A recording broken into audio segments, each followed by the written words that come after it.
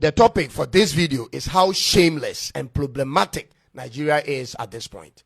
I first of all know you would want me to mind my business and talk about my own country, Ghana. But listen, I don't really care about what you think. And if you haven't checked in my videos, I talk more about my country than any other on this platform. But at this point, it's not just silly and problematic how miserable Nigeria is. It's becoming for all of West Africa. And if you feel agitated already for my choice of words, wait and hear the rest of all I have to say. Let's get into it.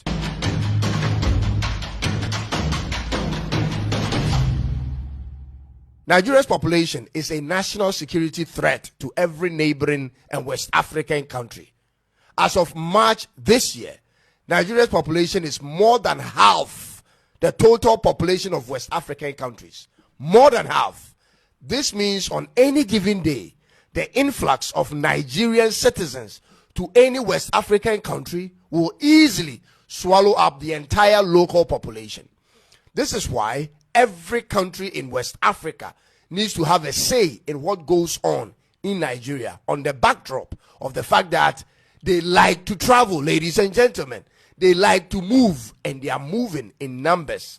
Now, ladies and gentlemen, two major situations are making Nigeria look scary to the rest of Africa, especially the neighboring West African countries. And I said two major things. But first, let's put aside the lack of stable electricity and inflation for now. Those are regular problems everywhere that every country in Africa has to deal with.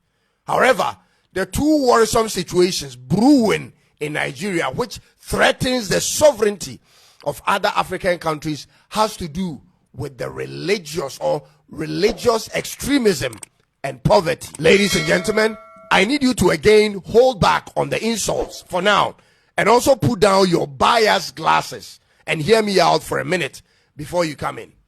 Are you aware of the number of Islamist jihadist groups operational in Nigeria as of 2025? Let me give you the list, ladies and gentlemen. It started in the year 2000 with Boko Haram, whose aim is to establish an Islamic state in Nigeria. Then the first splinter group from Boko Haram, called Ansaru, was formed in 2012. After Ansaru came the next splinter group called Islamic State West Africa Province, aka ISWAP, which started in 2016. Darul Salam also came in from the Niger Delta, and then the multiple Fulani militant groups came in. Just when we thought these groups were too many to handle for one country, then we hear of a group originally from Mali and also operational in Niger moving in to Nigeria. They are called Lakurawa. The situation appears to get worse by the days, from one bad jihadist group to a worse group. Ladies and gentlemen, is Nigeria becoming or already become the main breeding ground for all terrorist groups in Africa? What's going on here?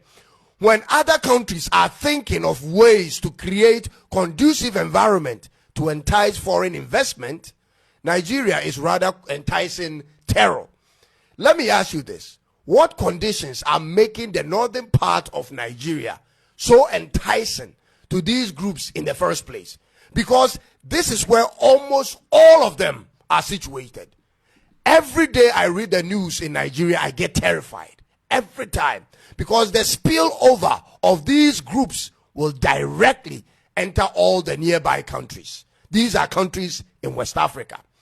This may include the splinter groups moving to other countries, or the citizens of Nigeria abandoning their own homeland for another. Ladies and gentlemen, this is a serious issue that needs immediate continental concern. Nigeria is a friend of Ghana. Nigeria is a part of ECOWAS. When they are moving into your country, we cannot turn them away. But when 1 million moves in at one time, what then becomes the fate of the host nation's security, sovereignty, and economy? And this can happen on any given day, ladies and gentlemen. And what actually terrifies me is this. I don't see any real political actions or steps taken by the leadership of the country to deal with the situation. You don't hear of the presidency talk about strategies. You don't hear of governors talk plans, and senators the same. Where are the marches, ladies and gentlemen, and the demonstrations on the streets to force the hand of the government to face it head on? Where are they? It's like the fate of the people in this country is in individuals' hands. Those with the resources may hire armed officers for their personal security, and those who don't have to live carefully and away from certain hotspots. Ladies and gentlemen, is this the best Nigeria can do in their own country? Day in, day out, all we hear is kidnapping, robbery on buses and even on trains, village killings and so on. Is this ever going to change in Nigeria in the nearest possible time? Nigeria currently ranks 10 on every type of crime list in the world. Talk about cybercrime, organized crime, financial crimes, and extremism. You will find them on the top 10 list of all of them. What type of society are you building? On the criminality index on ocindex.net, you are 6th out of 193 countries, 2nd out of African countries, and number 1 in West Africa. You are ranked 19th among the least peaceful countries in the world, and nothing shows it bothers you, especially they that hold power in the country. Omanaja, what's up? When you finally get the chance to vote for a president who may bring a difference to the country, you reject it. You vote the same type of leadership in every election, and the problems continues. Why won't you try change? Why can't the people try what Ghana did? You come out in your numbers. You create your own coalition centers. You protect the ballot boxes at all costs and ensure a free and fair elections for once in your lifetime. Because if you as a regular Nigerian don't like what's going on in your home country, you have to do something about it, ladies and gentlemen. That cannot be done by anyone else but yourselves, unless it benefits you. What's the ultimate goal here?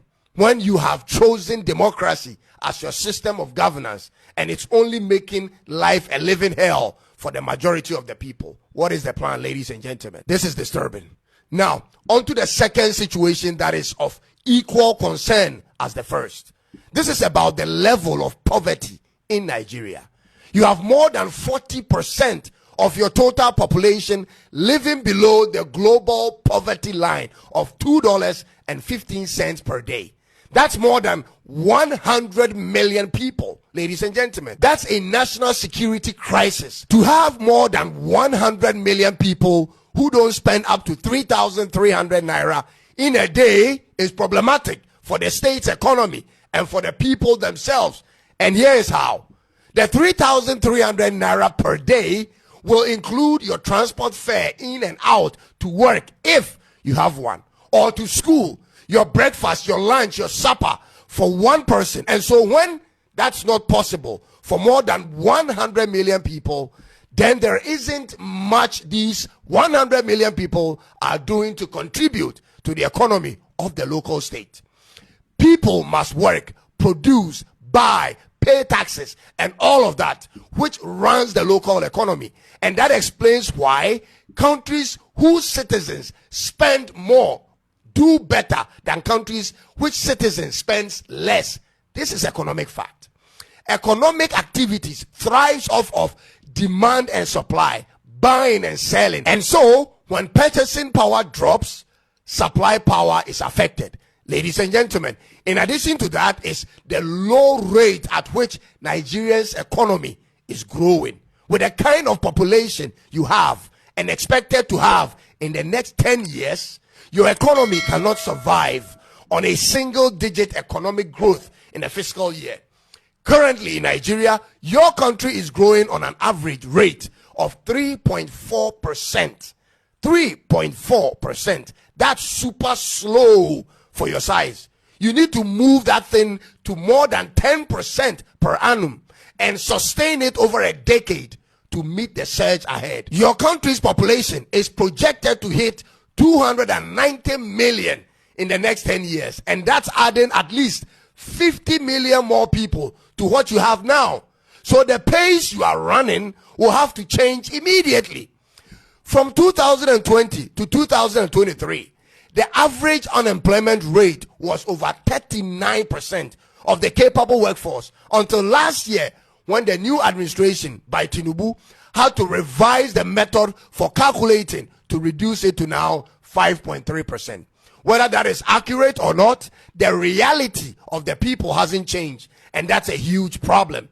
Ghana and every other country for that matter have our own problems to deal with, but at least not with the numbers Nigeria comes with. The very fact that these two situations I've just described has a direct impact on all neighboring countries is what has triggered me to do this video, because the rise and success of Nigeria is in the interest of all African countries.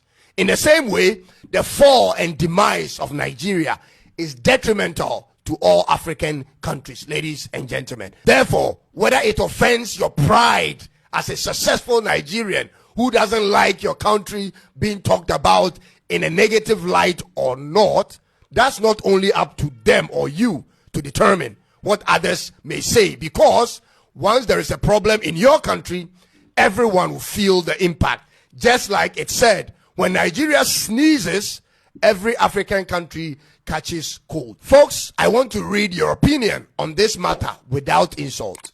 So let's hear from you. And